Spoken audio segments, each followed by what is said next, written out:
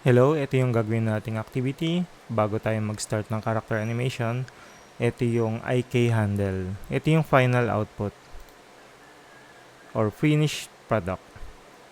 Ipipick up niya and then puput down. So bago yun, kailangan muna nating mag-start ng rigging. So ibibigay ko sa inyo yung file nito, IK make arm. Open nyo yun. Ito yung makikita nyo. Ngayon, mag-start tayo ng setup. Una, 2-panel view.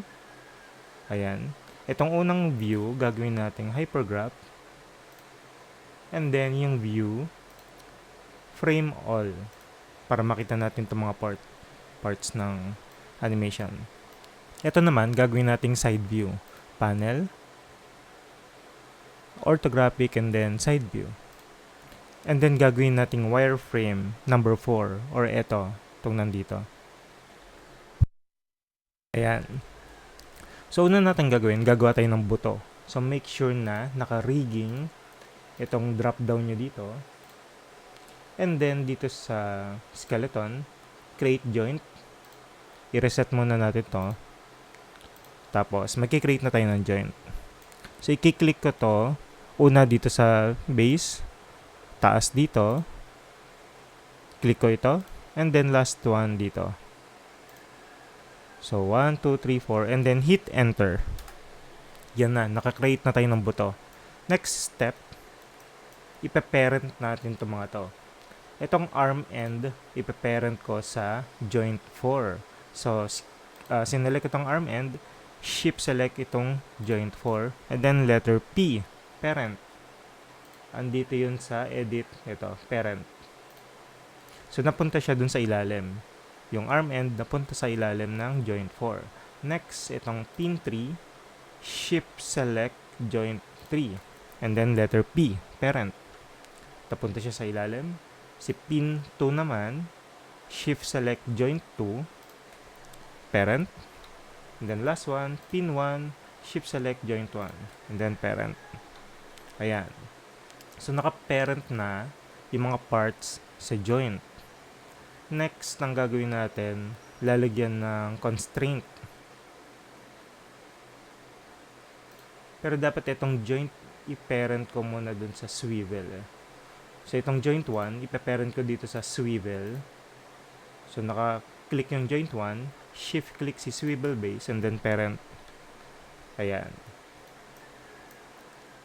Ito man navigate, same lang dun sa camera movement. Yung nakadiin yung alt, and then right-click, middle-click. Ganon. And next, dito ay yung IK handle. Gagawin na tayo ng handle. So, dito yan sa skeleton. Enable IK. Hindi yan. Create IK handle. Ito. Ang importante naman dito, i-reset natin. Pero ang pipiliin natin, itong single chain solver. And then, close natin. Ang i-click ko naman dito, yung sa unang-una nung bone natin, dito yan, click. And then, i-click ko yung dulong-dulo ng bone. Dito yan, click. Ayan, magkakaroon siya ng IK handle. Next, gagawa tayo ng magko-control dito sa handle na to. Yun yung tinatawag nating locator. So, create tayo ng locator. I-move ko yung locator. So, W. Dito, malapit sa taas nitong dulo. And then, nagbago kasi yung value ng translate, yung position niya. So, i-freeze muna natin siya. Modify. Freeze transform. Ayan, naka-freeze na. And then, pwede ko na siyang i-constraint dito sa IK handle. So, i-click ko tong i-rename ko muna siya. Arm control. Right-click, rename. Arm control. Enter. Ayan. And then, i-constraint ko siya dito. So, shift-click dito. And then, constraint. Point. Dito tayo sa may box. Tapos, i-reset natin, edit, reset, setting. Tapos, checkan natin tong maintain offset. Add. Okay na yan. Next. So, kung titingnan natin, pag sineselect natin itong arm control, yung move tool natin, namumove na siya. Pero, yung pinakang dulo, umiikot. So, dapat naka-steady lang yan. Kaya, gagawa pa tayo ng isa pang constraint ulit. So, click natin tong arm control. And then, shift-click yung joint 4. So, shift-click joint 4. Ito naman yung constraint, orientation. Orient constraint. Click natin yung box. I-reset natin. Reset, setting. And then, maintain offset. Check. Add natin. Ayan. So, kapag ginalaw natin to, make sure na yung arm control lang yung nakaselect ha. Pag ginalaw natin to, di ba, naka-steady na yung ulo niya. Okay. Ngayon, kung mapansin nyo, masyadong nadi-distort itong arm. So, gagawa tayo ng limitation. Bago yun, pwede ko palang lagyan ng annotation to. Itong arm control. Create annotation. Arm control.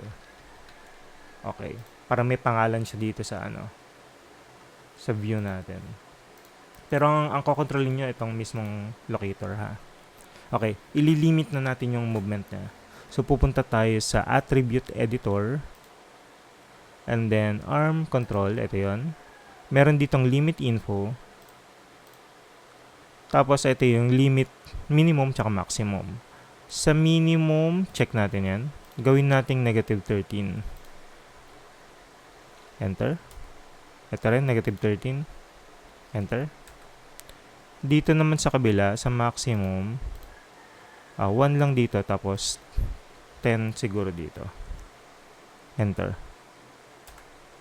Ayan. Ang ginagawa niya, nililimit niya yung movement nito. So, kapag minove natin, ayun, hanggang dyan lang siya. So, mas okay yung constraint niya. Okay na tayo doon. Balik na natin sa 0. Itong current position. And then, meron pa tayong gagawin, yung pag-ikot nito. So, ipe-parent natin itong IK handle, shift-click sa arm control, and then shift-click ulit, kasi dalawa silang ipe-parent natin, sa swivel base. So, shift-click huling-huli sa swivel base. So, tatlo silang nakaselect, huling-huli yung swivel base, and then ipe-parent natin. Parent. Ayan. Itong swivel base naman, dito sa channel box, ang dapat na nagro-rotate lang sa kanya yung Y. Check natin. Yung Y lang. So, hindi natin kailangan mag-rotate. Itong iba, so, isi-shift click ko itong mga to, and then, para nakaselect sila. Right-click, lock selection. So, yung rotate Y lang yung kailangan natin. So, ilalock natin yung iba. Ito lang. Same dito sa arm control. Hindi natin kailangan yung translate Z, translate X.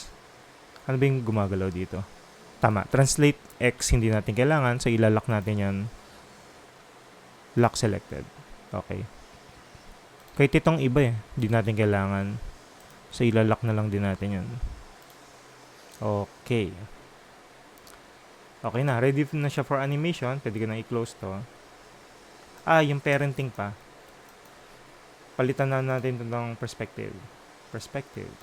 Ayan. So, pwede na natin ibalik sa hindi wireframe. Itong shaded. Number 5 yan. 4 yung wireframe, 5 yung shaded. Tapos, nakaselect si arms control. Napipili ko yung annotation. Ayan. Eto, mag-a-animate na tayo. Pero bago yun, kailangan kasi natin planuhin yung animation.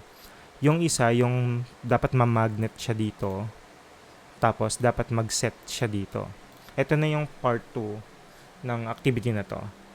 Preparations animation.